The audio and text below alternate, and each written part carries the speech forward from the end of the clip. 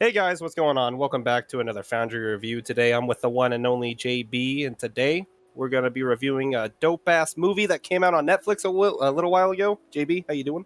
Hey, what's going on? I'm doing pretty good. I'm excited to get into this film. It's a spooky one. Yes, it is. It is Fear Street 1978, if I'm not mistaken. I 1994. feel like God damn it.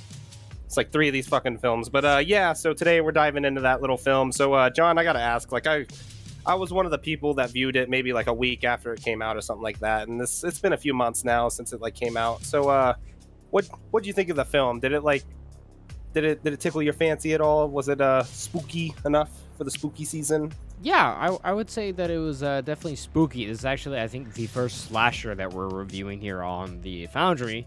Because, you and I, we've been doing spooky movie by spooky movie, one at a time, kind of a weekly thing for a minute. And we checked out a lot of films, and this is like our first slasher that we're doing. I really enjoyed this movie. It's been a while since I've been able to do, like, enjoy a slasher, kind of with, like, going into it was like, oh, it's going to be a corny, like, cheesy slasher, which it did involve a lot of corn or cheese to it, which I was impressed. One thing I've always wanted someone to do, I've always wanted to see a horror film that takes place, like, in the past. Like, hey, I kind of, like, I've always wanted to see, like, a Freddy Krueger-esque or a Friday 13th-esque film that takes place, like, in the past, that way, because a lot of dumb stuff has to happen in a horror movie, like, for it to actually fall through.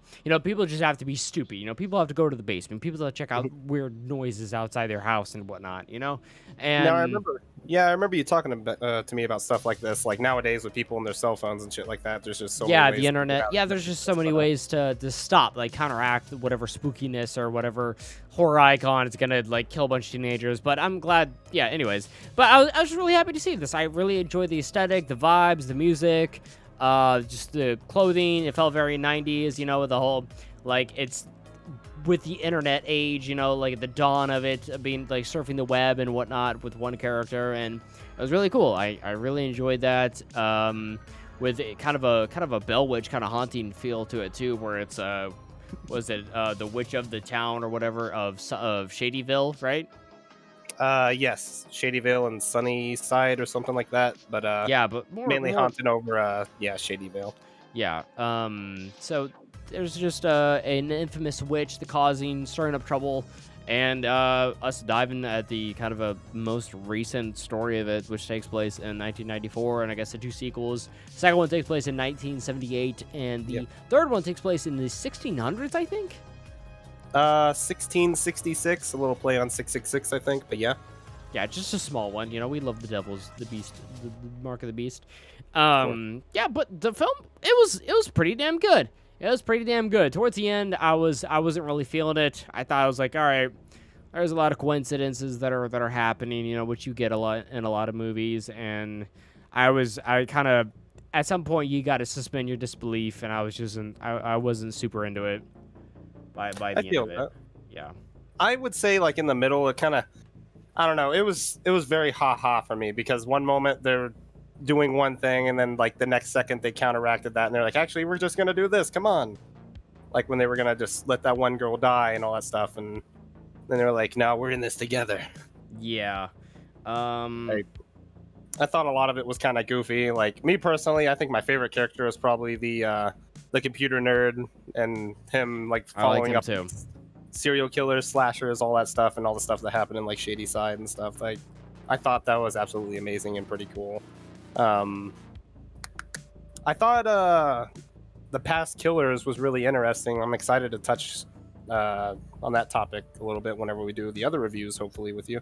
But like whenever they had the 1978 and the 1666. Yeah, they went through killers in there. a long list of characters, just throughout history that committed random murders and whatnot. So, pretty much what happens is, the film starts off. It's there's a random murder, just a character goes insane, and there's a theory that they are being possessed by the witch, who was wrongfully killed back in the day, or was she actually? Obviously, she was a witch because she's fucking committing witchcraft to make these murders happen, right? Yeah, but I don't know how you would say it. Like she was just unjustly killed, I guess, or something. I don't know. But yeah, and she's coming back to curse the town over and over and over again. So. Yeah, by committing like making these characters commit lots of like murder sprees.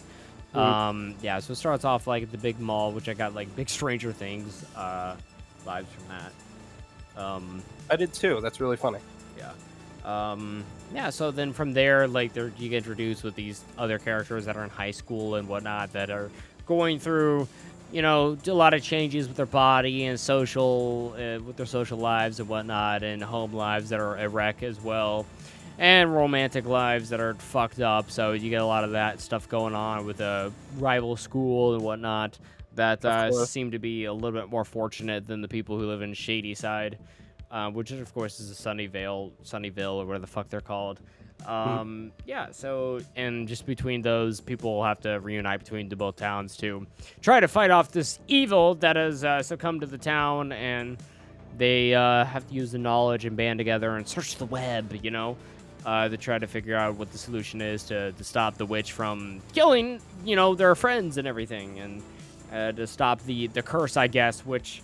Unfortunately, spoiler alert, they kind of don't do that. We kind of got like a preview thing ahead where it looks like that it's just gonna show us a bit of a time jump around or something. Like shows that like, oh, we need for you to understand how to stop it. You need to take a look back to the at the history of the witch and everyone else that she's killed and stuff. So that's pretty interesting. We saw the preview for 1978 towards the end, so that gets me really excited. I can't wait to see that movie. Yeah, this one was really good. It was really funny too. Like you said, it was really funny. Like the deaths towards the end were comical as fuck. Also, they were really wacky. Why do they keep getting these teenagers that look 30 or 40 years old? I don't know. Some of them were like kind of young looking, but I do reluctantly agree, especially with like a bunch of the all the dudes look like they're 40. Yeah. It's weird as fuck. I don't get it. Like the Peter guy, he looked like he was 35 years old, dude. What the fuck? It was definitely something else. I especially loved him and his drug dealing. I don't know what you would call her girlfriend. Yeah. I don't like. I was still confused they were just at friends. the beginning of that. Yeah, I guess, but yeah, it was all pretty goofy. I thought it was more comical than scary for me. Like the first half of it, I was probably scared a little bit, but like as like all the shit was happening, like I couldn't help myself but to laugh. Like I don't know, a lot of stupid shit happened. Well, like especially with like the one girl getting like cut up on the bread slicer, and the two dudes just stopping and staring at her as she's like dead, and the one dude getting an axe caught in his head. Yeah, he did. He just caught it. Yeah, it was interesting because like it's kind of cool because in a lot of horror films in the past, that comedy and horror have been mixed together quite well. I mean, like, if you take a look at the Evil Dead movies, they're goofy. If you take a look at Freddy Krueger, they try to have laughable moments in all of these films. Of course, you have more serious ones, but at the same time, like look at the more modern Chucky films as well. Like they want to have comedy mixed in there with it a bit too. So that's kind of weird thing. It's like it's a weird mix between the two genres, comedy and horror, and this film does it really well. I'd say it's a little bit more on the comedy side, and it's kind of how'd you feel about like the spirit, the evil, I guess, being paranormal?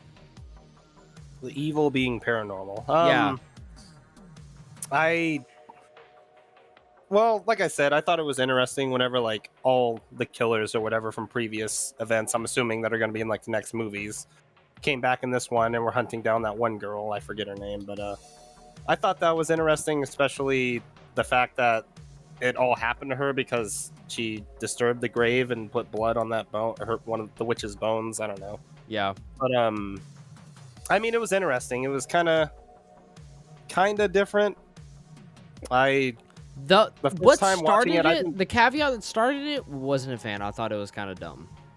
I did too. I'm kind of hoping like something better happens that it explains it in like the other movies, maybe, because like it was just out of nowhere. This dude in a skeleton outfit's just going around killing people in the mall, and then that's that. And then he's just back as like a paranormal killer going around trying to kill that one girl, which I didn't really understand, but it was still it was different, and that was interesting. And I like a little bit of different horror every now and then.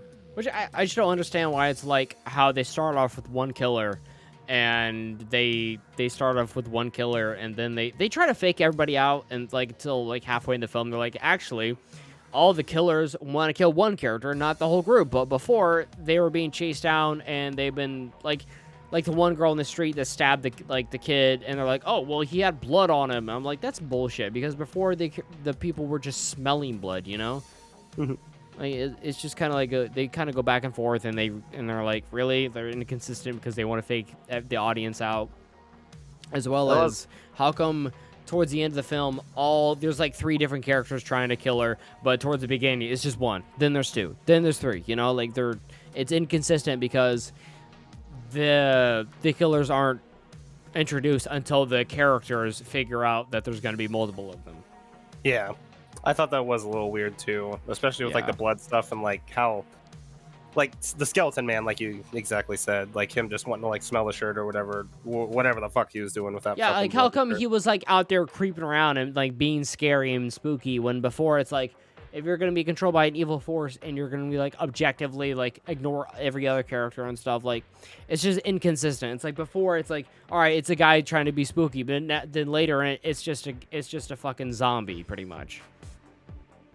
Yeah, like, okay, here's another thing that got to me too, though, which was kind of weird. I thought it was kind of cool, though, in theory, but, like, especially in the supermarket scene, whenever, like, that dude had the masked skeleton guy, and, like, they, that one girl, the drug girl, like, lit his face on fire, and he just became, like, a skull, or I don't know exactly what the fuck was up with that, but, like, it was interesting, because earlier in the movie, like, they were able to reanimate themselves and, like, just, I don't know, form back into whatever the fuck they were, and then, like, that dude for the rest of the film, like in that, like he was just a skull guy, like he didn't have the costume. Well, he had the costume neck down, but like neck up. I thought it was kind of stupid how like he was just a skull then, like he didn't like reform that stuff still. Yeah, I guess, which was also kind of funny. It's like, did these zombies reanimate all their clothing when they got blown up before? Or is that what you're telling me?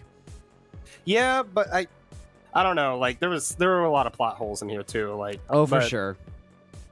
I don't know. For a first time, I guess you don't really like look at them that much, but first time through, I would say it was definitely pretty good still. Yeah. But, besides those, it's hard not to ignore those, especially for me. It's like they just scream out for me. I also got to say I'm not a fan whenever, like you said a little bit ago, whenever that straight razor lady. I don't know who exactly she was specifically. They didn't go into too much detail with her, but character that committed suicide, pretty much. Yeah, whenever she went to cut that guy, I thought it was very goofy. Whenever that one girl, of course, like you said earlier, you got to have dumb decisions in horror movies in order for the movie to continue to go on. Whenever she just decided to drop the gun after shooting that. Yeah, girl, which didn't make any sense. At the same time, too, it's like there was no follow up to the one cop like figuring out like, oh, they've got my gun. You know. That's a cop of the year right there. That's for sure. Yeah, fucking idiot who gets a gun lifted off of him. But yeah, I like I said, I enjoyed it for the most part. It was some dumb fun involved with it, so I give this movie like a thumbs up. But when it comes down to a rating number, what would you give it? How many spookies out of 10? I would have to give it maybe an honest but fair 7.2 spookies out of 10. You know what? I'm gonna go with that, because I was gonna say 7, but I'll up it and go 7.2 spookies out of 10 as well, and that'll be the official Foundry score, which Foundry gives Fear Street Part 1 7.2 spookies out of 10. Ladies and gentlemen, thank you so much for watching another spooky review with Kylo and I. Kylo, thanks for getting us all here together, you know, under the blood moon to practice the occult and worship it as usual. Of course, I was very excited to be here. It was definitely a fun experience. I can't wait to do the other ones with you. Yeah. All right, guys. Well, let us know what you guys think down below in the comments, and we'll be back with another review shortly. Bye, everybody. Bye.